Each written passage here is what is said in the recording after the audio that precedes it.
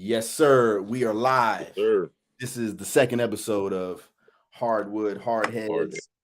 After game one, Game one of the recap. 2024 NBA Finals is in the books.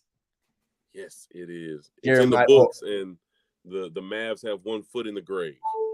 well, okay, before we get to the recap, Okay, I'm sorry. my Let me name back up. is Rolam. I'm Jeremiah. That's Jeremiah. We are here to talk about basketball, to talk sports. Yes.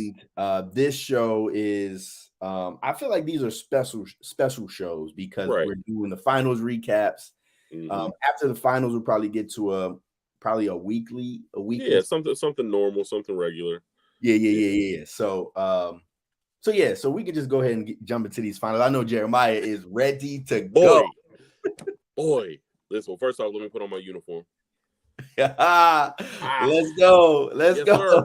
Sir. Yes, sir. I'm kidding. My head's too big. Yeah. But, so as you can see, Jeremiah's a Celtics fan for sure. Die hard. Okay. So just give me your overall sentiments from the game. So I'll say we did a version of what I knew we were going to do. We did a version of what I've been telling people for the last 9 days we were going to do. Talk heavy. But we did not play well offensively. Okay. We played very well defensively. And I think that shows that when you're a team that doesn't play superstar ball, it takes more than a superstar to beat you. And, Luka had 30 and 10. Obviously, he's Luka Doncic, and he did it on a half a leg. So, he was clearly he was showing pain within the first 8 minutes of the game. He asked to be subbed out at one point, which I don't think he does very often at all. Right. So, he was hurting. I don't know what they gave him to get him back in to keep him going, but he worked it out. Yeah, did what they did. But I just don't, he still dropped 30. He still had 10 rebounds. 1 assist is crazy. And, Kyrie was absolute dog water. He had 12 points over the course of 37 minutes with 3 rebounds and 2 assists. He was 6 for 19, 0 for 5 from 3. He was a minus 19. And he only shot 31%. So he was not. And, for Kyrie, for the leader of the team, the second best player on the team, that's trash. Adversely, being fair, Tatum shot 6 for 16. And he only had 16 points, but he did have 11 rebounds. A lot of analysts say that in order for the Celtics to win, Tatum has to be the leading rebounder in the series. And they think he's going to play a lot more post minutes, which he's been doing, especially with KP out and KP back coming off the bench. We'll talk about Tingus Pingus off the bench in a minute. But, I just think the reality is offensively, we won this game with our leading scorer having 22 points. And that's not heard of in modern day basketball. Normally you got at least one guy, touching 30 or more. And Jalen had 22 points and he was only 58% from the field. So I just think holistically, when you have 6 guys in double figures and, your 7th man, I'm going to call him Clamp Hauser, because, that's what we did last night is when the conversation is who can guard Luka, and Sam Hauser is the 7th man in rotation, and he comes off the bench and plucks Luka at half court, I don't think we can ask that question anymore. And so for the rest of the day, I will be referring to him as Clamp Hauser. And I made that up myself last night. So if y'all see anybody on Twitter calling him Clamp Hauser, it came from here first. We got to apply for the trademark. Yeah. How you feel, bro? Being that you were talking heavy about Dallas yesterday. So two things. I think the question, and obviously the series is not over. It's one game. But the question of who's the dog. And Jaylen Brown played like a dog. He 3 played blocks. like a dog. And I think you need, maybe it's not going to be Tatum, right? Maybe it's not going to be Tatum who's going to be your dog, right? Mm-hmm. But you need, I personally think you need somebody who's going to do that for you. And I think he did that. I think the other thing, and Oswald made an interesting point, and I agree with this. 9 assists as a team is crazy. Mm-hmm. And the strategy of saying, like, all right, cool. We're not going to let you get everybody else involved. Right? You get your 30, you get your 10, and we're going to see what happens, right? Mm-hmm. I think that was a smart move. And I also think credit to Missoula or whoever decided we're going to bring We're going to say credit to Joe. The big dog. Whoever decided that we're going to bring him off the bench is a genius. I mean, just give him some time to because you just throw him out there. It's like, okay, I got to get ready. Give him some time, see how the game is unfolding. And Kristaps Porzingis, he came out like ready. I mean, let me see. He shot like 13 shots. I'm going to tell you. So yesterday, a friend of mine named Sean in one of my Celtics group chats, because I have 3 or 4, commented to me. He said, Porzingis coming off the bench. I said, great move. Ringus Pingus, because it's time for a ring, is getting 18 with 7 rebounds and 2 blocks off the bench. I said, Ringus Pingus, 18 and 7 with 2 blocks off the bench, loading. Yeah. He got, in 21 minutes, 20 points, 6 rebounds, and 3 blocks. He shot 8 for 13. He was a plus 13. He had 6 rebounds defensively. All of them were defensively. He was 50% from 3 and 61.5% from the field. Look, if he's doing that, it's a sweep. If he's doing that, it's a sweep. Shout out to my guy Javon. Javon is also a Boston fan. You feel me? Yeah. So if he's doing that, and that was the thing, is I was watching the game and Kristaps was going off. I said, oh nah. Oh, that's what I meant to bring up. Let me tell you when I knew Dallas was going to lose this game. There was a moment in the first quarter where the Celtics missed. It was like 4 or 5 shots in a row. And they got offensive rebounds. All the rebounds. Over and over again. I don't remember how. It was like 4. It felt like 4 offensive rebounds. 4 offensive rebounds. 4 offense. And when I saw that, I said, this is what I mean when I say the margin of error. You know what I'm saying? Like Lively, Gafford, Derrick Jones, y'all have to get those rebounds. You have to get those rebounds, like period. You know what I'm saying? And when you don't do that and you give them, and I don't even think they end up making the shot, but just watching that, it was like, okay, the Celtics came to play and the Mavs looked like they just woke up and got on the bus. And very much so. Javon says Celtics won with a subpar Tatum shooting game. That's bad. I wouldn't say it was subpar. He shot 37%. That was bad.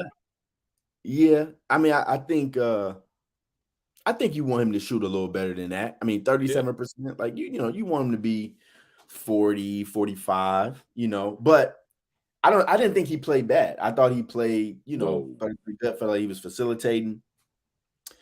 Bro, he played great basketball. If people watch the game, rebounds. If you watch the game, what they did is they faked like they were only going to play him in single coverage, and then every time he crossed and went to the lane, they crashed him, right? Yeah. And so they were blitzing him in the same way that they were blitzing Ant in the last series, thinking that was going to work. And the problem with that is Tatum's a way better passer and sees the floor. So before he crashes, he knows who's where, So that way, if they blitz him, he's got the outlets already in mind, and he showed that. And I think this is where what you've been saying in terms of they got multiple people who can kill you.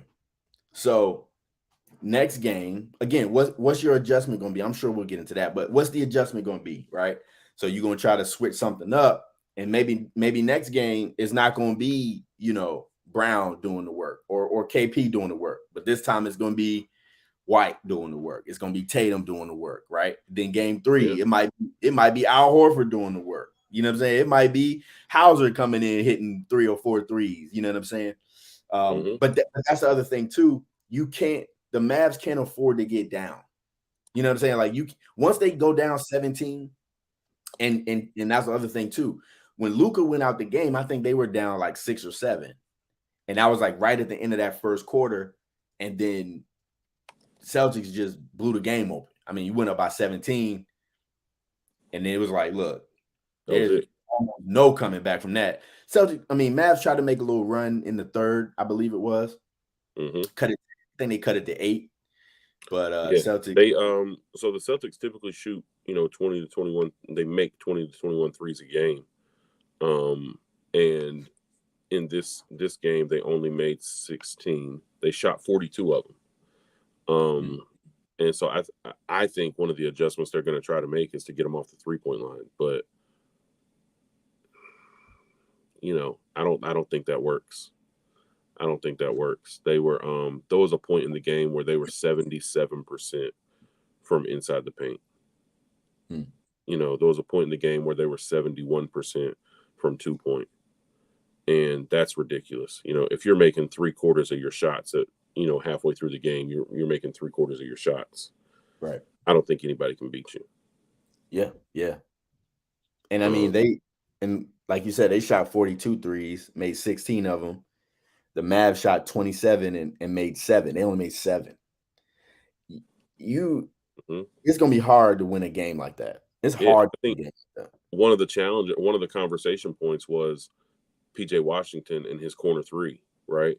They were like, these guys in the, their corner 3s, their kick out, they're going to drive and kick, their pick and roll, they're such and such. And it's like, I'm not even comparing Dallas to Boston right now, because I think arrogantly when I say this, that's unfair to Dallas, right? They're good, but it's different. My boy didn't even say humbly. My boy said arrogantly. I'm standing on what I'm saying. Yeah, I stand on it. They're different. They're heavy today. I mean, why can't I? Who gonna tell me I can't right now? So, I think Dallas is a very good team, and I think their players are very good. But I think there was a halftime speech with Jason Kidd where in halftime he said, y'all are acting like we never, and then he stopped himself and he said, like, y'all just woke up. And the reality is he was getting ready to say, y'all are acting like we've never been here before. And then he stopped himself because I believe he realized that only he and Kyrie Irving had been there before. And regardless of what Kyrie says, his maturity and his humility level, I believe, and this is a higher level philosophical thing, I believe that people's problems are their problems and their tendencies are their tendencies. Now, that doesn't mean that you can't mature out of those things and become better versions of yourself in those issues. But if you struggle to stay connected when people are hitting you with direct criticism and shutting you down and making fun of you and calling your name and yelling and screaming at you and calling you everything but a child of God on a basketball court, I do not believe that there is a level of inner peace or maturity that you can reach that will cause you to all of a sudden be able to come out of that. I think some people, like the same thing with Tatum. Like, I think there's a challenge with Tatum when the lights get really, really big where his shot just doesn't fall. But he's learned how to make up for that with all the other things he does with his game. Kyrie has to become a better facilitator when his shot's not falling. And I think his shot's not falling because he's being affected by the crowd. Luka, on the other hand, he don't care about none of them guys. He won a championship in Lithuania. You feel me? Like, those guys are crazy. He played for Real Madrid. The fans overseas, they'll damn near kill you in a game. And so I don't think he's bothered. which is how he gets 30, which is why he's yelling at Rudy Gobert last series, all that type of stuff. But I just think there is a level of validity, regardless of what Kyrie says, to that sixth man being the Boston crowd. And they take Kyrie out of his element every time. Well, I mean, first thing I would say is I don't think it's all of a sudden that we've seen. I mean, it's been like 2 years since we've seen him like really have these conversations in the public. You know what I'm saying? I think him being in Dallas last season, them having to try to figure things out there, then them having this whole entire season, I think he's shown considerable growth. You know what I'm saying? So I actually do believe the growth. And I also think you make a good point about the crowd. I personally don't think that Kyrie is rattled by the crowd. Kyrie has played in some of the biggest games that we've seen and hit some big shots in those big games. I mean, you down 3-1, y'all come all the way back. Y'all got to win a game 7 on the road and you hit the dagger bucket. I mean, everybody talks about LeBron's block, but it was Kyrie's bucket that won the game. I mean, it was the bucket. And so I think, I mean, again, I still think this goes 7. I still think this goes 7 because I think they make the adjustments. And I don't think we see Kyrie playing as bad as he played. And I don't think we see Luka not getting other guys involved. The thing about people like PJ Washington and Derrick Jones and Gafford and Lively is they need you to get them ushered into the game, right? They need you to be able to say, all right, cool. This is where we headed. And the thing is, too, the role players are going to play better when they go home, right? So that's we'll true. See what game 3 and game 4 look like, but we'll stick with game 1. Game 1, Celtics was having none of that. They were buns. None of that. Yeah. I think I hear what he's saying. I think that's valid too. Drew Holiday was also a hell of a matchup in the playoffs. I didn't expect them to do that. I didn't expect Drew to guard him, but yeah, it worked. Yeah, for sure. It worked. For sure. I thought Drew would have been on Luka, and I thought Derek White would have shared some responsibility with Kyrie. But I think White did a good job on Luka. Boston is a better team. Yeah, no, that's true. Like I said, it's arrogantly right now, but I think it's factual. Like when you look at the level, like we're basketball guys. We can name a lot of people on both rosters, right? But if you ask regular casual basketball fans how many people on the Mavs roster they can name, they're going to stop at 4, maybe 5. You ask people to start naming guys on the Celtics, they're giving you the first 7 off top. And that's not, I understand popularity doesn't necessarily measure the talent of a person, but they're popular for a reason. People know the players' names because they're talked about a lot. They're talked about because they're doing very well. And so I do believe the crowd is a factor for Kyrie, but I will say this though, Ro, so that there is no misunderstanding there. I do think as a person, Kyrie has grown immensely. I think he seems like a way better version of himself in a place where he's loved and celebrated and accepted as the person he's always wanted to be looked at. And I think that's awesome. I believe that you go where you're wanted, not where you want to be. And when you go where you wanted, then you're able to grow the way that God needs you to. And that's just my belief. If you don't believe in God, then you just look at it however you want to. I still believe where you're supposed to be is where you're wanted. And then you'll grow and flourish the way you need to. I think that from a straight basketball perspective, PJ Washington, Derek Lively, Derek Jones, Daniel Gafford, I've never seen so much talk and pressure or expectation put on guys that have never been there before to be the deciding factors for games and talked about like they could actually hang with guys that have been there several times. But again, I don't think the idea is that they can hang. I think the idea is that Luka and Kyrie can put them in positions where they could just do the simple plays and that be enough to win the game. So I don't think the question is, are they as talented as KP or Horford or you know what I'm saying, whoever Tatum. right? Yeah. But I think my thought, and I still think this, I think they'll win some games because I think Luka and I think Kyrie I think Kyrie's going to bounce back. I don't think Kyrie's going to have another game where he hits 12 points. Like, no, I don't think. And to this point, JB's been asking to guard Luka.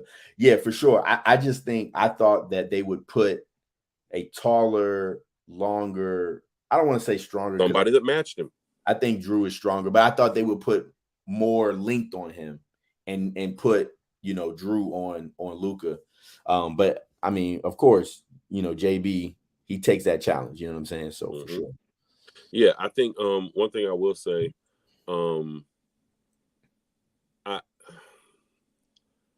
I saw Luka and Kyrie put them in position to make some easy shots.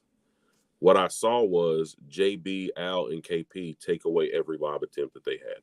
Yeah, right. Like the one play where Luka throws a lob to Derrick Jones, JB gets up, stops that from happening. Jones comes down with the rebound, kicks it out, comes back, JB blocks him. Like, right. Those are the moments, one, where you see that JB's a real dog out here, right? Yeah. And then secondly, you see that they were prepared for that lob. Like, they know what it's like. They studied. They know how you play. And guys that normally don't protect the paint and defend the rim are jumping up and stopping lobs. That's ridiculous. Right. And, so I think they can't do it. I think, they're putting them in position for sure, because there was 6 or 7 lob attempts that were thwarted because they were prepared for it. Right. Adjustments are going to matter there, though. We can't expect the one guy who has more finals and playoff experience than anybody else in this whole situation to not make genius level adjustments. But my main man, Joe Mazzulla from West Virginia University, that I will remind everybody is the reason why John Wall didn't get a chip in college, is a dog too. Yeah. Real quick, I do want to talk about this because we talked about this a little bit last episode as well. Dallas has 2 high-level shot creators. If they're not putting up 30 plus each, their offense is going to struggle. Problem is Boston's like 3 or 4 guys that can hit 30 points too. I think that's true, but I also think that is less of a factor in the playoffs, because in the playoffs the game slows down and you're not going to have as many shots or opportunities for all 3 or 4 of these guys to hit 30. You know what I'm saying? And so again, each game, like I said before, you might have, one game where it's 1 or 2 guys get off. The next game, 1 or 2 guys get off. The next game, 1 or 2 guys get off. I think if I'm Dallas, I can live with that. You know what I'm saying? Like, it's like, cool. We letting 1 or 2 guys. The problem though is on which night are you choosing to let who get off, if that makes sense. You know what I'm saying? Let me see. You gave me a good idea there when you said that. Dallas got a first match with Minnesota. Boston been chilling and watching film. Dallas been in recovery. That's true, Oswald.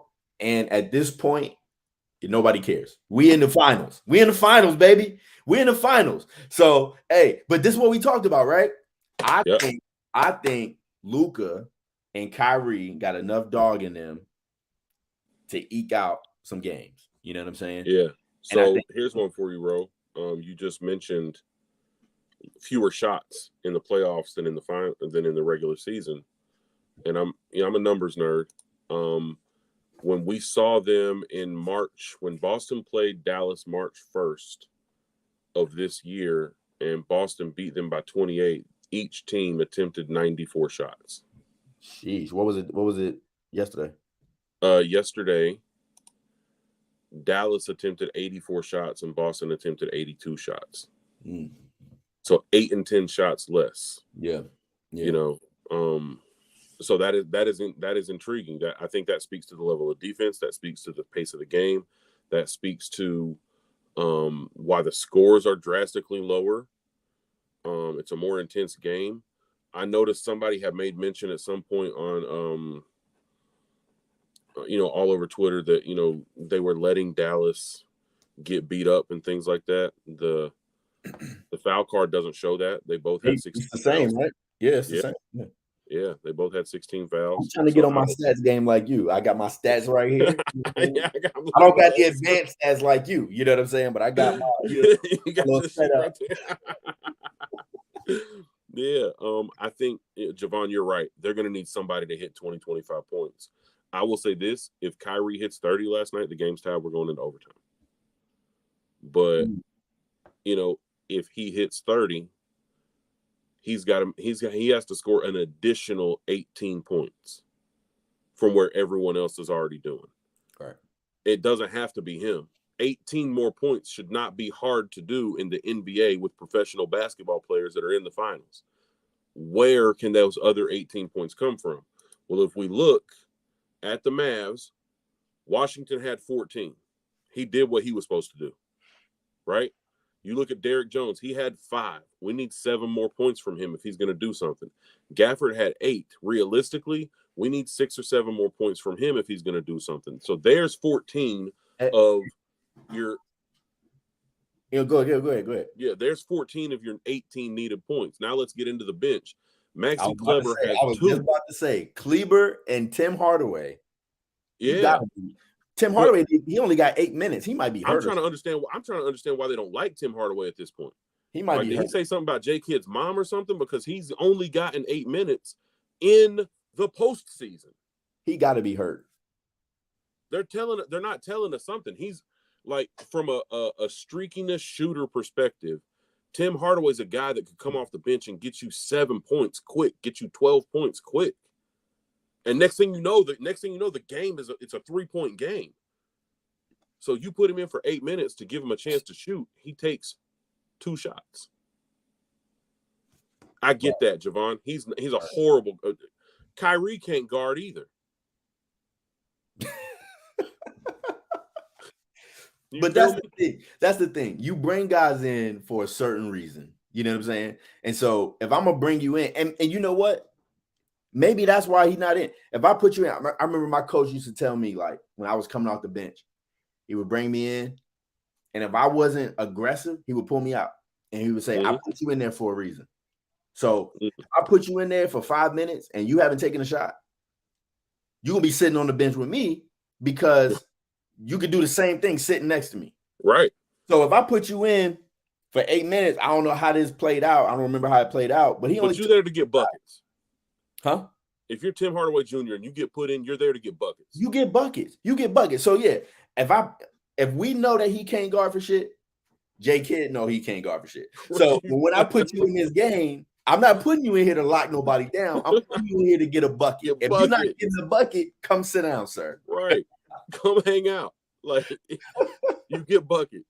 And so, but I get that, bro. Like Derek Lively, who's supposed to be him. Everybody been talking about Derek Lively, the rookie from Duke, doing all this stuff.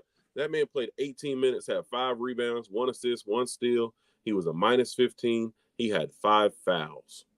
And I remember there was a point where he had 4 fouls and he got called. What did he get called for? He got called from, I think it was maybe a travel. And he goes and looks at the ref and he's all pissed at the ref. And the ref's like, travel. He's like, oh, no, you go. We good. As long as it wasn't a foul, we good. Right. The very next play, he got a foul. Now, understand something. Derek Lively is going to be a B-level star, I believe, in basketball in 3 or 4 years. He's very good. But 5 fouls in game 1, 2 points, you're a -15. That shows you 2 things to me. 1, you're not ready for this moment. Or 2, you're not as good as Rudy Gobert made you look. Here you go with that, bro. Here you go. I just don't think Minnesota is as good as people thought they were. I don't think they're as good as people thought they were. Yeah, but look, he's a rookie. So you know who else was a rookie? He got a lot to learn, bro. You know who else was a rookie? Who? At one point? Who? Jason Tatum. And you know what he did as a rookie? What? He took LeBron to 7 games in the Eastern Conference Finals, with his 2 biggest stars on his team injured. Right. What I'm saying is, like Javon says here, you know, Derek Lively wasn't ready for the big time. Dude can't play defense without fouling. Yeah, I saw one of those fouls, and I was like, I think it was Jaylen Brown who like went into his chest, and I'm like, that's just a vet move because Yeah. I think it was JJ Redick. JJ Redick was saying like when you're a big and somebody goes into your chest, like it's damn near impossible for you not to drop your arms, right? So that's a vet move. I'm not gonna fault Lively for getting taken advantage No, of. He don't know what he's doing. You know what I'm saying? yeah.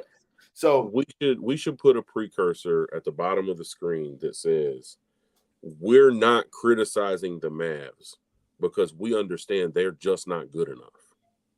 But because they are the team on the other side of the court, we got to talk about it. yeah, Right? It's not their fault. They're doing the best they can. I remember when that's true too. This is true too. Yeah, Lou Williams is one of my best. Lou Williams is one of my favorite players, bro. Yeah. And it's not because he was anything. He's just one of my favorite players because his attitude, his demeanor, how he played. One of my favorite players. And Pat Bev, I will always refer to Pat Bev as Pat Bev the GOAT because of no other reason than he believes he is, and I do too. Yeah.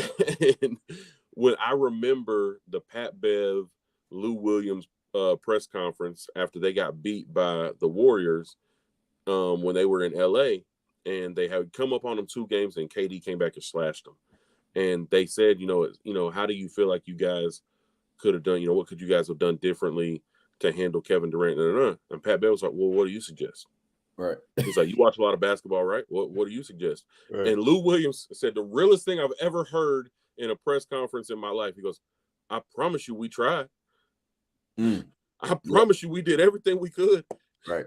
He told you who he was. And I think that's the thing is Boston has been saying who they are all season.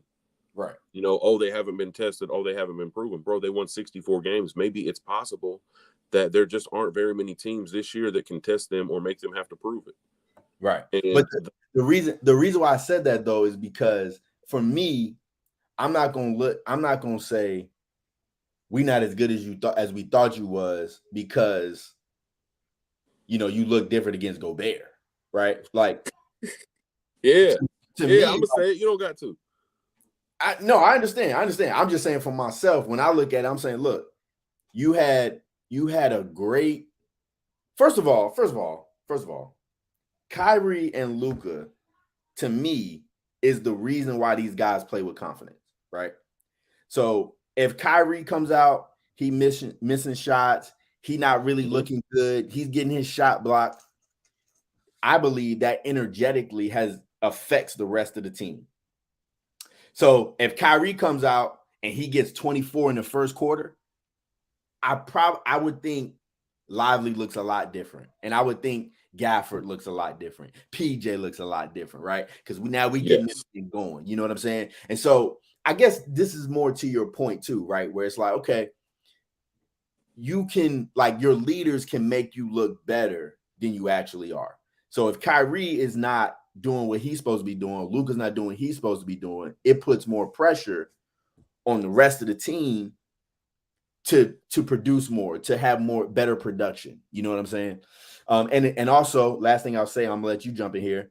The role players, I think Lively is gonna play better at home, right? Lively is gonna play better. Gafford's gonna play better. Hopefully, they got to do something about this bench, though, bro. First of all, he played. I guess both of these teams played deep into the bench. But I'm looking at how many guys played off the bench. It looks like 7 guys played off the bench. And they got 13 from Hardy. And everybody else like got 2s, and 2 other guys scored 2. Another guy scored 3. That's bad, bro. So I want to go back and look at this. It looks like they have 14 people on their roster. They played 12 of them. Yeah. No, three people didn't play. So AJ Lawson, Prosper, and Markieff Morris. Is it Markieff Morris or is it Marcus Morris? Which one played for them? I don't know. Markieff Morris. Markieff. And so we have now I'm gonna take out Luke Cornett, Svi Mihalik, and O'Shea Brissett because they played the garbage minutes. They played after everybody was pulled out. Oh, right. Okay. Shout out to being able to pull out all your starters. Right, for sure. In the finals. Yeah, no big deal. We played 8 guys. You know, that is the other thing too, Javon. I agree. They haven't been tested. Maybe in 24 they haven't been tested, right? But we're 3-0 against Embiid. One of those was an MVP year when Tatum dropped 16 in the fourth quarter of a Game 6 closeout and 51. He still holds the record for the most points in a Game 7. We are 2-1 against Giannis. Again, one of those was when Tatum dropped 46 to Giannis's 44 and 20 in a Game 6, and then 27 and 9 in a Game 7 closeout. We took lumps with Steph. Clamp Hauser. We don't call him Sam Hauser anymore, Javon. He's Clamp Hauser. Clamp Hauser. And then how about this? Clamp Hauser found his shot. Mm-hmm. He found his shot, and I was very proud of that because he hadn't made anything all postseason. Yeah. But I still think, and we got a long series ahead. We talked about this before. On paper, the Celtics should sweep these guys, especially after the way I saw Porzingis came out. I said, boy, if Porzingis is playing like that, what? So I got a question for you, Ro. Real quick, let me say this. Yeah, go ahead. Before, I'm going to just say it again. I still think they're going to eke out at least 2 games. It's at least going to go 6. But yes, what's your question? I think it's 1, but here's my question. You brought him off the bench yesterday, and it was amazing. Do you bring him off the bench on Sunday? Yeah, I bring him off the bench again. The reason why I say that is because in the post-game press conference, it sounded to me like he's not 100%. Because he said something like, I may not be perfect, but I'm here. Yep. And when I heard that, I thought, okay. 20 minutes. He played well. You said he played 20 minutes? Like 21. 21 minutes, yeah. So he played well. I do the same thing. I bring him off the bench, play him, 20, 25 minutes, because I feel like if you start him, that can put a little bit more pressure on him. You know what I'm saying? So let's just. It's also worth mentioning he's never played outside of the first round. Yeah. These lights are big for him too. Now he hit them. You know what I'm saying? But these lights are big for him too. And so I think that matters. This is something fun. I agree. Al played 30 minutes. KP played 21 minutes.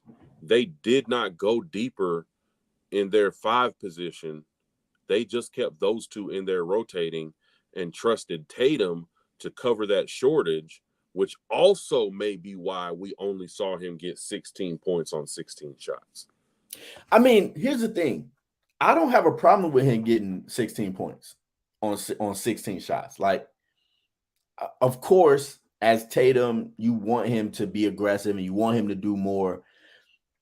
But the way the game was flowing, it didn't look like sometimes you can look like, let's go back to Anthony Edwards, for example. When you watch that Minnesota team and he wasn't being aggressive, it was throwing everything off. Like their whole offense looked out of sync. And I think it's because you're not doing what we're used to you doing, right? And so Tatum, watching that game yesterday, I didn't feel like they were out of sync. I didn't feel like they were getting out of, who they were. And so the other thing too is like, when I say I need you to be a dog, it's not just about you shooting the ball every time you get it. You being a dog is saying, I'm going to do what it takes to win this game. You know what I'm saying? And so I don't need you to say, I'm shooting 25 times. That's how I'm going to look like a dog. You know what I'm saying? What I need you to do is when we need you to show up, that's when you show up. Yep. Yesterday, I feel like he did what he needed to do. Like you said, he needed to lead in rebounds. He had 11. I don't know if he led in rebounds. He did. He led the game in rebounds. But 11, that's what we need you to do. That's what we need you to do. Mm-hmm. And then make the smart basketball play when everybody blitzes you. Right? Whereas I think in times past, he and JB both would get blitzed and try to be Kobe and just go up. Right. And, the reality is we've seen 5 guys in NBA history that can get blitzed and go up and still get a bucket. And it's not JB or JT. I don't know about that, but yeah. He's a dog. He showed that yesterday. He might be the biggest dog on the court yesterday. Oh, he was definitely the biggest dog on the court yesterday. I still believe Luka is the biggest dog in the game. In what game? The game, like this series. Oh, okay. No. In this series, I still believe. I think Giannis is probably the biggest dog in basketball right now, but I think that might be a good conversation for one day. Who's the biggest dog? Like, and what is the criteria? Let's note this down. Let's note this down. The biggest dog. That might be something to talk about one day when in the postseason when the game is over, in the off season, the regular season, preseason, yeah. When we talking about Bronny and where he going, yeah. Biggest dog. Yeah, I think that's a good conversation, but I think right now I still believe that Luke is the biggest dog in this series. I don't think it matters. That's my thing is I don't think it matters. That's a good dog right there. Jimmy, you know what? Jimmy's a dog with no teeth. Okay. All right. Let's go ahead and the show's been great. Oh, did he really left? Giannis is the biggest dog. I don't know if Giannis is the biggest dog. That's a great question, a great conversation to have. I got 4 different. I don't know where Jeremiah went, but seems we're having some technical difficulties. But yeah, I think that I'm sure Jeremiah's probably going to be back. He's probably going to text me. Also, Brunson is in there. Oh, see, I like this right here. Brunson. He really I wish Jeremiah was here for this because he don't like. Oh yeah, he back. I'm back. Okay. He said also Brunson should be added to this conversation. Okay, real quick before we get orange and blue skies in here, what I said was before I got a FaceTime call here. Jimmy's a dog with dentures. What are we talking? Okay, I'm sorry, guys. I think we're gonna have to come back to this conversation because I want to hear now. We say Brunson. Say what you was gonna say. This guy right here. Yeah. Now that we got the number one Knicks fan in the conversation. First off, Knots, I appreciate you for taking time out your schedule to tap in with. Crazy, YouTube won't allow it. I appreciate you for taking time. But what were you saying, Ro, about what am I not going to like here? Go ahead. Well, no, I was just saying you don't like Brunson. And so I like Brunson. What I was saying was that I do believe that he is a dog. And one of the things that when I look at somebody like Brunson, it's like a lot of people didn't think you were supposed to be here. I remember me and my dad was talking and they got traded and we both was like, he's not really worth all that money they gave him. And now, that's proved to be false. Like, well, I don't think it has been yet. I disagree. And I think that's what I'm saying. You don't like the man. I do like Brunson. Done what he needed to do. No, I like Brunson. Get his because hold on, Jeremiah. Here's the thing. Right now, who could you trade him for to get better? I don't think you could trade him to get better. There are guys. I don't think you can. So he's a point guard, right? Yeah. He's a point guard. Yeah. And he's a hooper. Yeah. You put Steph on that team, they're not better? No. Let me rephrase I'm not saying that there aren't people better than him. What I'm saying is that people that you could reasonably trade for to get better, who could you trade him for? Hey, I'll tell you this. If you put a healthy LaMelo Ball on that team, they're better. If you put a healthy, crazy. Here's one that I think is more accurate. If you put a healthy Terry Rozier on that team, they're the same. No, bro. They're the same. Bro, I don't like that take, bro. You don't gotta like it. You don't gotta like it, bro. No. Listen, I like Jalen Brunson. I think Jalen Brunson is a great basketball player. I love the fact that he wants to play half dead. You know what I'm saying? Like the Villanova Knicks were really good basketball to watch this postseason. They did the best they could with what they had. I like them. I really do. So hold on. Let me ask you this. Mm-hmm. So you mean to tell me that if LaMelo Ball is playing for the New York Knicks and I'm blanking on his name. My guy gets hurt. What's my guy's name? Randall. Julius Randle. Julius Randle goes down. You mean to tell me that LaMelo leads them to the playoffs? Yes. You're crazy. You are crazy. How many times have the Hornets made the playoffs? Bro, if you don't like LaMelo, just say that. I don't like LaMelo. Okay. I just say that. Okay. Let me say this, though. At basketball. Yeah, no, right. Terry Rozier does the same, though. Terry Rozier takes him the same. I'm acting like I'm on TV now. I got to give qualifiers. Right. We at the crib, bro. They know we don't know. Oh, man. But my brother might see him somewhere and be like, yo, your brother said he ain't like me. You know what I'm saying? I'm like, nah. So I think on my own. the reality, I think, is for me, I need Jalen I need Jalen to do the same thing one more year. Not at the level that he did, right? Like, I know that's asking a whole lot. I need him to be very, very good one more time. Here's why I say that. 2 seasons. He was good one season. He was great with Dallas. He was cool with Dallas. Bro, he was playing with Luka, bro. Of course he's not going to, you know what I'm saying? I hear it, but here's what I'm saying. I remember, and there's several people that I can use this as an example for if I sat down and studied it. But I remember Terry Rozier when Kyrie went down and Marcus Smart got hurt one game in the playoff run that we had Jason Tatum's rookie year. And Terry got his moment. And he jumps out as the starting point guard, finally getting a moment, right? And he scores 37 points in a playoff game and leads us to the victory. And then the next season, he's like, I should be starting. But we got Kyrie and we got Marcus Smart, who's like, I should be starting. And Kyrie's like, I'm the starting point guard. What y'all talking about, right?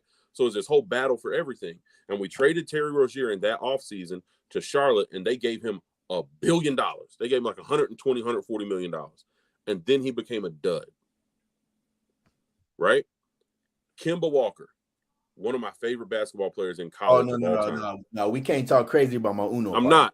We can't talk crazy about my Uno partner. I'm not. Listen, nah. Kemba is one of my favorite college basketball players of all time.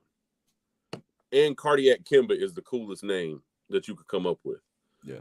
But when he got to a team that had high expectations, it was different. No, this is not a good example. He had an injury. He was not the same. No. Sure. But Jalen Brunson has a broken hand. Okay, what's your point? Let's see what happens next year before we start crowning him the doggiest dog and all those different things. Before we start saying he's in the conversation of dogs and he's great and it's in the third. I like him. I do. Bro, a broken hand is not the same as a knee. It's definitely not a knee. It's definitely not a knee. I understand. The second thing is that you're saying that he's got to give you a 4th season before you can say he's a dog? No, he has to give me one more season. Or before you can say he deserves the contract that he got? He has to he deserves the contract he got because, first off, it's New York, and they needed anybody to give some type of life to their team. But that's what I said. I said, me and my dad said he did not deserve all that money. And you said, I still need another season. The reality. New York was on life support. The dog that you are in life would have given them more of a jolt than what they had. Right. Yeah. Right. They could have gave you $40 million to come in here and do better. You know what I'm saying? Like, okay. Now we're getting crazy. Brunson's a top 5 player in the league. Now we're Brunson's getting not crazy. A top 5 player in AAU basketball right now. That's ridiculous. Now there are 15 kids. There are 15 kids across the country in AAU that would give Brunson buckets. I'm not hearing that. Jeremiah, what are we doing? Not hearing we that. have to have a meeting about this show. Really? I'm not hearing that. I'm not. Listen, since we're just saying stupid stuff. Oh my goodness, since we're just making stuff up. Crazy. Like, I agree, Javon. I think Brunson. I think he deserves the contract he got. I think he deserves the money. I think he is I wouldn't say he's a top 5 player, but I would certainly say he's definitely a top 5 point guard. Yeah, top 5. But I will say this: he's not a top 15 player in the NBA. I don't know. I don't know if he's top 15. I don't know if he's top 15. But yeah. But I appreciate what he's done this year. I appreciate the fact that when Randall went down, when the team got hurt, everybody was like, they're done. And he willed his guys to as far as they could go. They literally were playing bone on bone at one point. Like they had nothing left. And you thought for a second in that game when they got closed out, you thought, hey, they might win this. I apologize, bro. I invited my friends from my Facebook to come hang out with us today, and I forgot to tell anybody how silly they were. Even without Steph and LeBron in the top 5, I don't know if Brunson. They're still not, bro. I'm gonna name 5 players that are better than him. He's not better than Giannis, and I'm not going to be. He's not better than JB. He's not better than Luka. He's not better than Shea. He's not better than Shea. And that's not even my top 5. I'm just naming. No, that's just 5 guys. We didn't even say Jokic. He definitely not better than Jokic. We didn't say Embiid. Oh my God. Like, this is what I'm saying. Jalen Brunson. This is not a fair measurement. You talking about they better be playing right now. Jalen Brunson. Okay, if they're not playing right now, there are 5 people that I would trade or that I would keep before. There are 5 people that I would draft before Jalen Brunson that are still playing basketball right now. There are 5 people in the game last night that I'm picking over Jalen Brunson. 5 people? Yes, I'm going to give them to you. 1 is Jason Tatum. 2 is Luka. This is not in order. 2 is Luka Doncic. 3 is Kyrie Irving. 4 is Jaylen Brown. And 5 is Kristaps Porzingis. Did you say Jaylen Brown? I don't even think you said yes. Oh, yes. You did? Okay. Yeah. He's not better than those 5. He's not better than those 5. Yeah. But Jalen, this is what I'm saying. Jalen Brunson deserves the money he got. He deserves the attention he's getting. Now he has to prove that he can do it with him. Hold on. Name him again. Luka, JT, JB, Kyrie, and KP. Yeah, that's 5. 5. I'm on my iPad, so the camera backwards. So you're questioning whose basketball IQ? What are we talking about? Wait a minute. I think we might need to. Javon, you got to let Javon player. I'm sorry right now. Go ahead. I'm keeping receipts of all the people that are challenging our IQ, and in the off season, we're bringing them back, and we're gonna figure this out. So no, I think to be fair, and this is a compliment to Jalen Brunson. He's in the conversation with guys like De'Aaron Fox and Anthony Edwards. Guys that have shown you that they're really, really, really good basketball players. They've had flashes of greatness, and now we just need them to show consistency so that we can believe that they can be that good. The next level is guys that have shown you consistent greatness that now need to win a championship. That's Luka. That's Tatum. There are other people in there, but we can't say that Brunson's top 5 when we've got guys like Shea, Luka, and Tatum in a conversation. We can't say he's top 5 when we got guys like Giannis in the conversation. He's not better than Shea. He's definitely not better than Luka. There's a whole argument that Shea's better than Tatum. Here's a question. Is he better than Ja Morant? Is Brunson better than Ja Morant? No.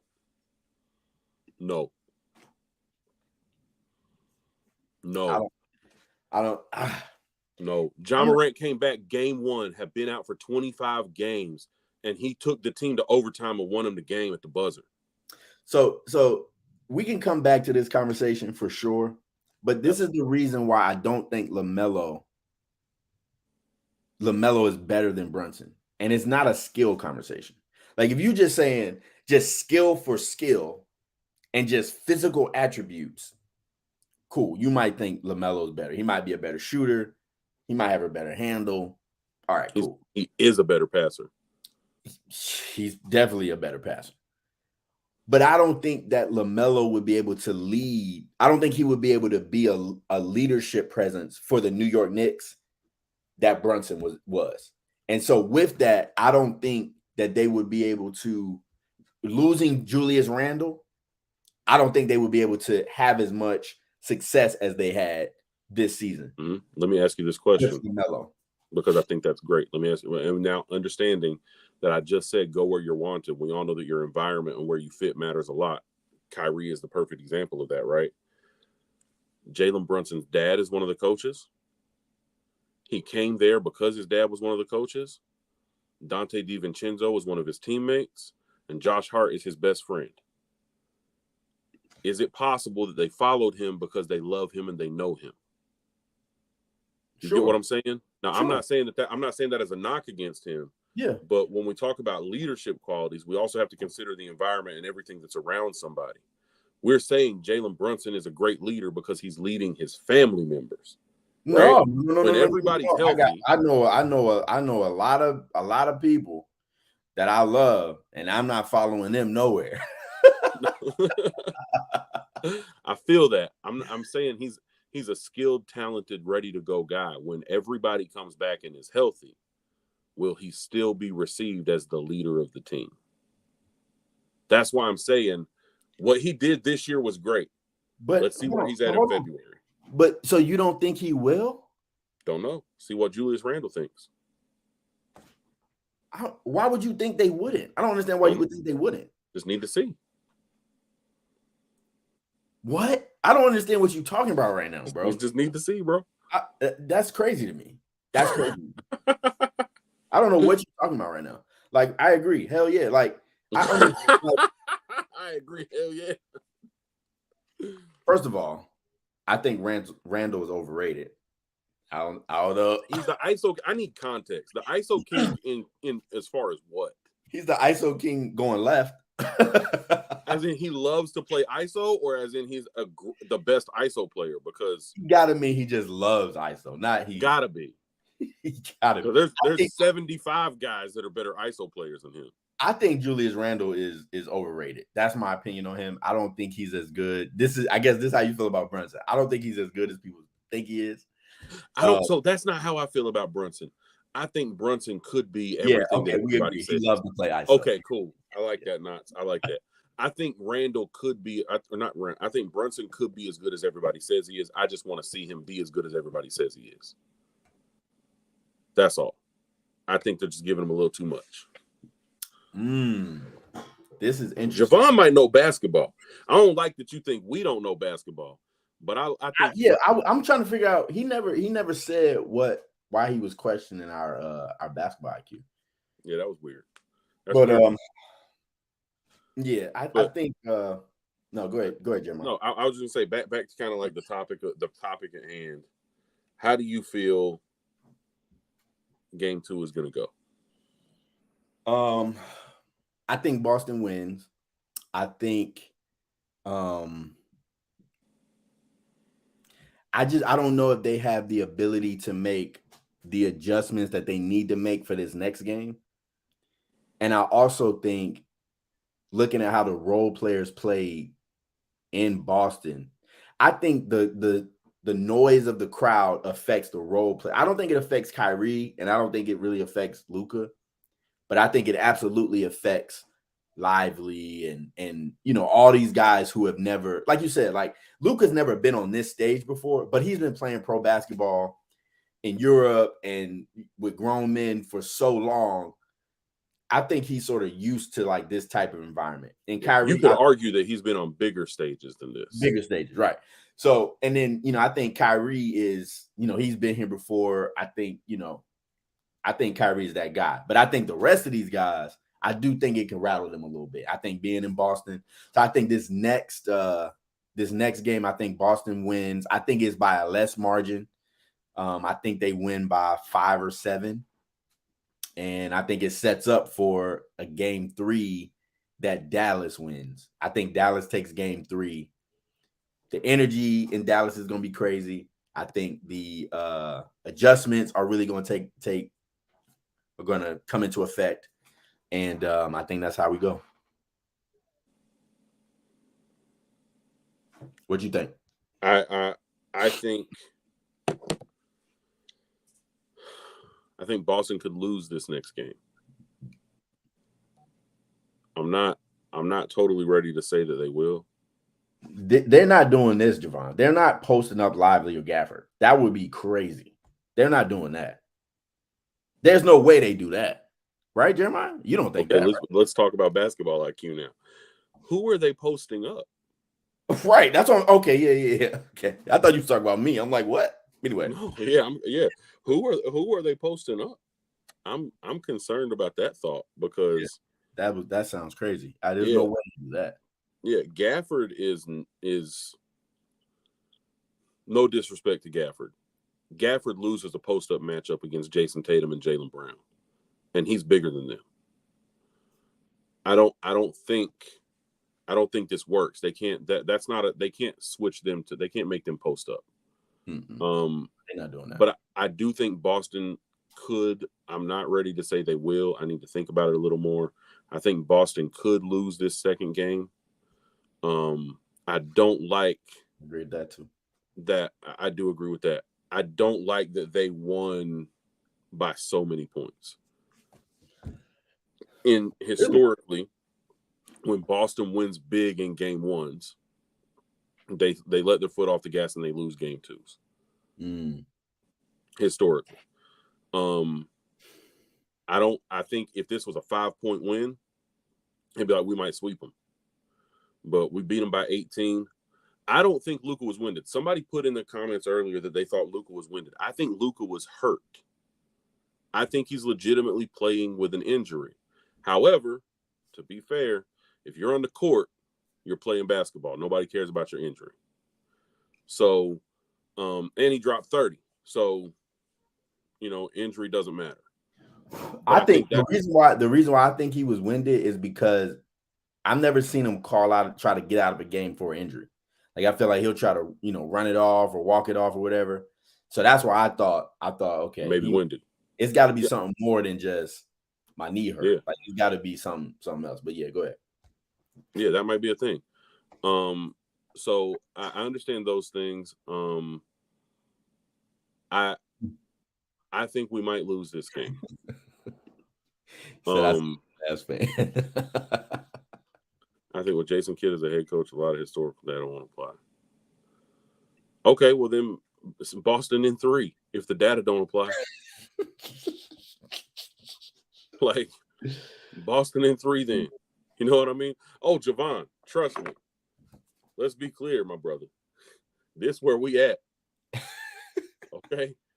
So I'm just trying to be fair to the other team because they do have, to me, the best player in the playoffs left is Luka. I do think they could. There's a good chance that they could come in and they could win that game. But I will say this: if we win on Sunday, I'm changing my pick from Boston in 5 to Boston in 4. So you don't even get him a game at We're home? undefeated on the road. And I refuse to believe, hear me out when I say this, I refuse to believe that a non-basketball city's fan base will be more hostile than Indiana's fan base. All Indiana has is basketball. The Mavs could win 4 championships straight. They will still be the stepbrother in Dallas as far as sports are concerned. That is a Texans, that is a Cowboys and a Texans, or the Texas Rangers. And they're the Rangers, right? Mm-hmm. That's a Rangers and Cowboys city. The Mavs are just there. And they love the Mavs, but it's not the same. And so to me, I don't think they have the same type of support at home that we've seen in the playoffs this year with other teams. So I like this comment by Javon, and I'm gonna tie this into what you just said. I guess I'm gonna tie it in a little bit. I don't see what you just said, Jeremiah, has to do with whether or not they win in Dallas. but whatever. Because you typically get that. Well, I'll clarify that. You typically get that home field advantage, that home court advantage with your fans. Your role players play better, that kind of thing. Boston hasn't lost on the road. The only 2 games they lost have been at home. Okay. So this comment depends how they win. If Boston beats the Mavs by 15 plus points in game 2, I don't see what they're going to do different at home. As you said, Boston might play better on the road this postseason. So here's the thing, and this brings me to the whole reason I've been concerned about Boston from jump. If I remind everybody, I have Boston winning in 7. The question is no longer, is Boston better than the Dallas Mavericks? Or I don't even think people question whether or not Boston has been the best team in the NBA this year, right? The question is just, are they going to show up when they're supposed to show up, right? So yes, on paper, they should damn near sweep them. Based off the game yesterday with Kristaps Porzingis in the lineup playing like that, they should absolutely roll through these guys, right? It should be in 3. It should be in 3. It should be in 2. It should be in however you slice it, right? But the question just becomes, are these guys going to show up? Are they going to do what they need to do when they need to do it, right? And I know for my Boston fans, for Jeremiah, Javon, of course, y'all going to say absolutely. And I'm just saying, I still don't know. If we see JB the way he was yesterday, and Kristaps is playing, and JT is playing how he's playing, like, look, of course, it's a foregone conclusion they're supposed to win. But and you're right, they've been showing up. I don't have any disagreements with that. All I'm saying is, are they going to keep showing up? They just got to prove to me that they can keep showing up. I'm not saying they won't. I'm not saying they can't. I'm not saying they don't have the talent. I'm not saying they don't have the ability. I'm just saying it is what it is. Yo, shout out. He said his name was Knots, right? Yep. Shout out to my guy. We definitely will go live after game 2. We're gonna do a recap after every finals game. Every game. And so we're gonna be here. I think we're gonna do it the day. Keep doing it the day after. So. Yeah, I think we're gonna try to do it around the same time, around 12:30, pending. Like, to be fair, guys, we both have kids and families and lives. We're doing this because we love basketball and we talk about basketball all the time. So we figure, why not bring the conversation to other people and create some community with it? But definitely hit the like button, subscribe, and so that way you get that notification when we go live. And definitely appreciate you having you here, and enjoying, engaging the conversation. So yeah, but Jalen Brunson not top 5. How many times they got to prove how many times they got to show up to prove they gonna keep showing up? They got to win the chip. They got to win a championship. They got to win this year. And again, it's not fair. If they don't lose, if they lose this series, I think it will be fair to say these guys don't show up. No, I'm saying right now it's not fair. Like, it's not fair to say, like, I had a conversation with a friend in September. He said Boston's season doesn't start until June. And I didn't understand why he was saying that, but I do now. Like, the reality is, it was a foregone conclusion. Y'all supposed to be here. We were going to be here. We made the moves. We put the pieces together. They were saying all the right things. They all were saying that the unselfish, statements and all that type of deal. They sacrificed Marcus Smart to the basketball gods to win a championship. You're supposed to win. You're supposed to be here. And so their season not starting until yesterday is valid. They have to prove that they can win a championship by winning a championship at this point. When they win the championship, now all that show and prove stuff is gone. Because hitting a game winner in December or hitting a game winner in January, March, like, that stuff is cool. And it doesn't, of course, we can see that you guys are great. But these people, when you get on this level, you're going to be judged on what you do when it matters. Yeah. You know what I'm saying? Like, how about this, Ro? Dropping 51 in a closeout game of the second round is not the same as 16, 11, and 5 with a plus 19 in game 1 of the finals. Right. Especially when this goes back to being a dog, right? And they tell you, hey, you got to lead in rebounds, right?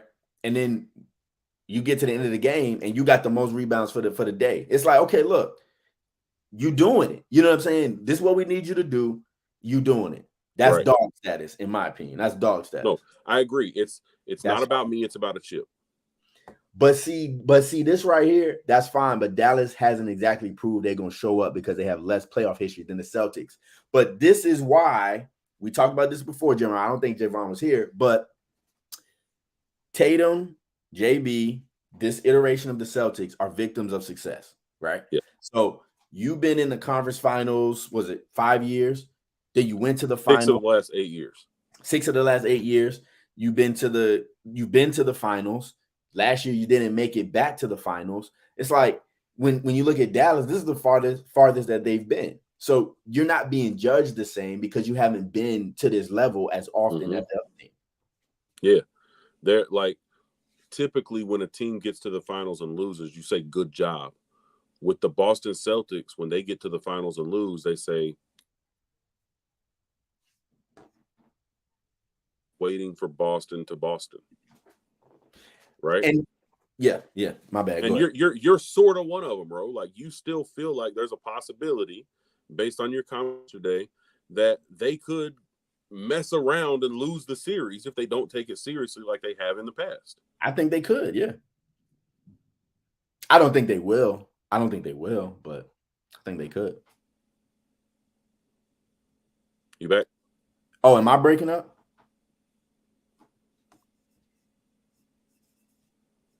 I don't know who's breaking up. Is it me breaking up or you breaking up?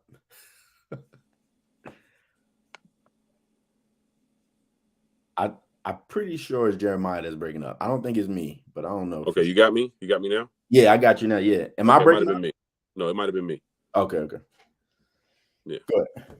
Okay, yeah. I was saying I think you're right. At the end of the day, it's a victim of success. We can talk about it 7 different ways. Like, they have to win. I'm a Celtics fan. I hate the narratives. I hate all the trash. I hate the fact that the media was talking so much about the Mavs the whole season, or the whole postseason, this whole 9-day break. They were talking so much about the Mavs, trying to convince everybody that the Mavs could win. And by the way, Ro, it worked. 84% of the bets placed in the last 9 days in basketball were for the Mavs, and 71% of the money was Mavs money. So they convinced everybody that the Mavs could win. I'm tired of that too. But the reality is there's reason for doubt because they've been here before and they haven't won. And what everything that Javon is saying, like he says, plus age and experience matter. Both Jays are super young, and most players aren't going to win championships. You are absolutely correct. I don't disagree with you. And to an extent, like Jeremiah said, it might be an unfair assessment. But unfortunately, this is the way the assessments work in sports. After you've been here multiple times, you've reached this moment, and you haven't got the job done, people are going to say, we don't know if you can get the job done. Well, what is my singular reason for not liking the fact that Caitlin Clark is being dubbed as the saving person for the WNBA? The fact that she went to but hear what I'm saying. I'm not trying to bring up that conversation, but like, it's the fact that she was in the championship game in college twice and didn't get the job done. Right? And so you disagree, Ro. We understand that. I feel how I feel because I feel like you didn't win a championship. Same way I feel about Boston. Like, they're my team, diehard through and through. I bleed green. But we didn't win when we were supposed to. Like, we had an opportunity. We were favored in the matchup against Golden State. I was just about to say, going into that one finals matchup, there's a lot of people say the Warriors didn't win that. They say Boston lost it. Boston lost it. Yeah. We were favored. We were the odds-on betting favorite to win that series. And after game 1, everybody was like, this is it. Steph and them are done. And then we lost. Now, mind you, we can talk about, young and injured, all that type of deal. Javon, you're right. I make all the arguments you make. Right. Yeah. 99% of the time in life, I'm saying everything that you're saying. Here's the reality, though. Whether we like it or not, all of the truth that we have about our team does not matter. They've got to win a ring. And I can speak from my perspective. I just don't trust y'all. I just don't trust y'all. So look, I'm not saying you can't do it. I'm just saying you got to show me. That's it. You just got to show me. You just got to show me. That's it. And I personally, my opinion is I think if they don't handle their business, Kyrie and Luka will send them boys home again. That's it. That's it. And you know what, Javon? You know what? What's going to be really sad, I agree they got to win a ring to appease the haters like bro. And you know what's – I'm not going to do this. Y'all win a ring, I'm going to say, hey, y'all boys did it. I just don't think that's what everybody else is going to say. No, I'm going to tell you what everybody else is going to say. Do you think they can repeat? Yep, it's going to be like, great. Next day, can they do it again? Will the Celtics do it again? When everybody's healthy, when the East is healthy and ready for them, they've had a year to heal up. Julius Randle's coming back. Dame and Giannis have had a year to figure it out. Doc is there to do his whole system in the offseason. That's the conversation. And Jimmy Butler fighting for a new contract. Yep. All those things are going to happen and say, can the Celtics still do it? And here's the kicker. If they don't, what's going to happen is they're going to put an asterisk back on the ring that we're going to win this year. No. And say the only reason we won the ring this year is because all those guys that we didn't beat next year are now healthy.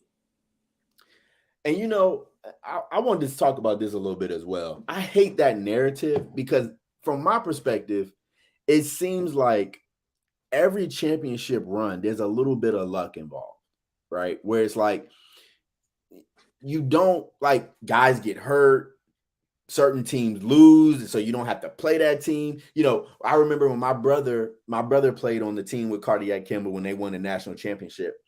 And I remember the day that Arizona beat Duke. And I remember thinking to myself, I'm so glad that we don't got to play Kyrie Irving and Duke. Because I was scared of I remember that. And I said, we got to play Arizona? Oh, we might win a championship now. Yeah. Like looking at the bracket, I'm like, yo, we can beat all these teams. But then Kentucky lost. And I said, oh, we really might win a championship for real now. Yep. So I just feel like when we're watching these playoff runs and these tournament runs, a lot of it boils down to injuries and who can play and who can't play, what they're going through, what they're not going through, who lost this and who lost what. So I don't put a lot of stock in, oh, y'all ain't really play nobody, this, whatever. I'm like, this is a part of the game. It's a part of the game. Boston beat who was in front of them, and they're probably going to beat the Mavs. And I'm not going to have nothing to say about it. I'm going to say, look, they did what they had to do. I'm going to be happy for Tatum because I know that's going to be like getting a monkey off his back. JB, even though, you know, JB said by the time he was 25, he would have 5 rings. And he got 6. He got a lot of making up. About 6 weeks to make sure to get 4 more rings. he got 1 series to get 4 rings. Yeah. But yeah, I mean, I think it's a crazy, like we talk about sports marketing all the time, man. It's a crazy way that they market this stuff. But unfortunately, it's just how it goes. You know what I'm saying? Yeah. So the talking, and I mean that's the conversation, right? Is like they are, you know, they're very likely going to win this series, and then the day after, they've got to have something. Because here's the thing, and I hate to say this, I'm not trying to be weird when I say this or be disrespectful to any other sport when I say this. You already know when people do that.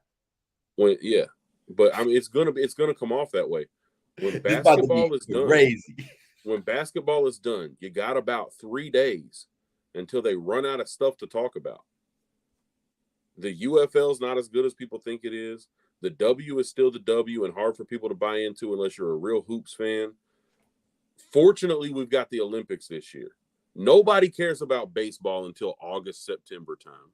Nobody cares about football until August. You get what I'm saying? Like, they're going to have 45 days of, can the Celtics do it again?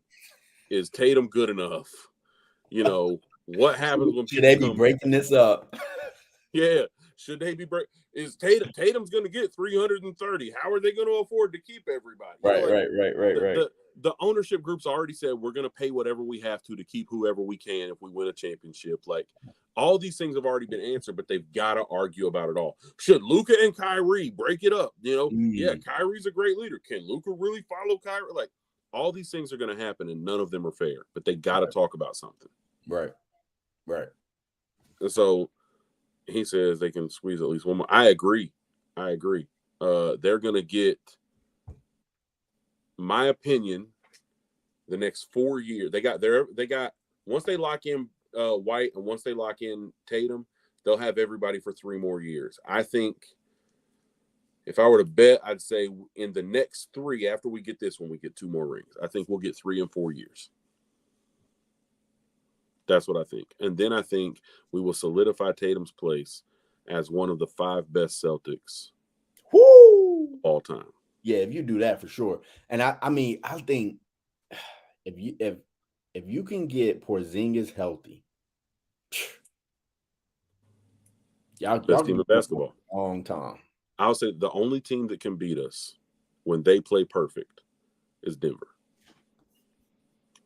Also, I'm not going to say that. I heard a little rumor the other day. Say what you're going to say. I heard a little. Oh. Yo, you there? Yeah. Okay. I heard a rumor. I don't know how true this is, though. I don't really want to say it because I don't know if it's true. I'm not going to say it because I don't know if it's true. Say it, bro. I'm going to verify it. No, say it. What's the rumor? No. I can't do it. No. What's the rumor? Nope. I got to have journalistic integrity. No. I'm not about to be Stephen A right now. My sources tell me. Nah, they called me and told me. I don't know, What was your rumor? No, I can't. I'm not gonna do that. That's crazy. Let me verify it, and maybe this will be the finals recap. Like once everything is over, and I'll say, boom, this is what I heard. By the way. Y'all gotta tune in for the rumor that I heard. Right. That's crazy. If he wins 3 out of 4 years. So I will say this. You said it. Well, hold on. You said in the next 4 years he maybe win 3. Yeah, if he gets 3 rings in the next 4 years, including this one, right? So this year and then 3 years after, they get 3 rings. Then Jason Tatum and Jaylen Brown for sure will be solidified as the best non-Bill Russell era Celtics aside from Larry Bird. So you take the Bill Russell era Celtics out of the equation, you'll have Larry, you'll have Jason and Jaylen. It's hard to say because you've got all those guys that won 9 rings, 8 rings, 11 rings, all that type of deal back then. But aside from those guys that won before we were born, they'll be the best. I told Chris Broussard that last year, and he told me I was high. Yeah. Javon says he's saying he needs to win 3 or 4 rings to be considered a top 5 Celtic. But that's what you said, Jeremiah, right? Yes. If he wins 3 in the next 4 years, he's a top 5 Celtic all time. Yeah. I feel like that's what Javon is saying. Like, he needs to win 3 or 4 rings. Yeah, I agree. He needs to win 3 or 4. If they win, like, let's say if they mess around and do like a 3-peat or something crazy, of course he's gonna be in there. And then he wins like an MVP or something. Oh yeah, don't let him get an MVP. If Tatum wins Finals MVP this year, and then he turns around next year and he gets MVP, which I'm gonna be honest with you, he won't do. Let me say this: there's not a Celtic in the world right now that will win a Finals, that will win an MVP. Oh, you know what? That's the other thing I was gonna say too about the question of like how much more do they have to prove. I think the city of Boston puts pressure on Boston to prove, right? The city is like, we're not putting up these banners or these conferences. We don't care nothing about that. So the city don't care about that. The whole city is like, look, y'all got to win a ring before we even think, what I'm saying? We made fun of the Lakers for hanging an in-season tournament banner. It's crazy. I don't know why they hung that little banner. And it's for publicity. But the thing is, Tatum would have to average 38 to get a look at MVP, and our team is built to where Tatum doesn't have to. Because I'll say this: if Tatum started averaging 38 points a game, which he's good enough to do, Well, you wouldn't be MVP then. And we wouldn't win the games. You're not, but that would make you not the MVP. That's the thing. Mm-hmm. You on a team that doesn't need you to do that. You're not the most valuable player. Right. The most valuable player is the guy that's like, if I don't get these buckets, How we're about that, bro? To use your words, the most valuable player is the guy who's told we need you to win the game in rebounds, and he says okay and goes out and does it. No, I don't. I disagree. Mm-mm. The most valuable player is the guy that does what he's told he needs to do to win the game. No. That makes you a dog. That makes you a professional. That don't make you the most valuable player. So Tatum's not the most valuable player on their team. Is Drew Holiday the most valuable player? We need you to guard Kyrie. That he the most valuable player? Tatum is the most valuable player on the team. This is why I was mad when Andre Iguodala got Finals MVP against the Cavs, because he played great defense. On LeBron, y'all gave this man Finals MVP. Get the fuck out of here. That should have been Steph's MVP. That should have been Steph's MVP. Get out of here, bro. What? Stop. No way. It should have been Steph's. Kyrie should have got Finals MVP the year they won the ring with the Cavs. See that? That's a whole other conversation. I think we've recapped game one pretty well today. Jeremiah, do you have anything else on your heart that you would like to I don't, man. Yeah, Celtics in 5 right now. I'm ready to say I think we're gonna lose game 2. I give game 2 to the Mavs, and then I think we win the next 3 and we bring it home and win in Boston.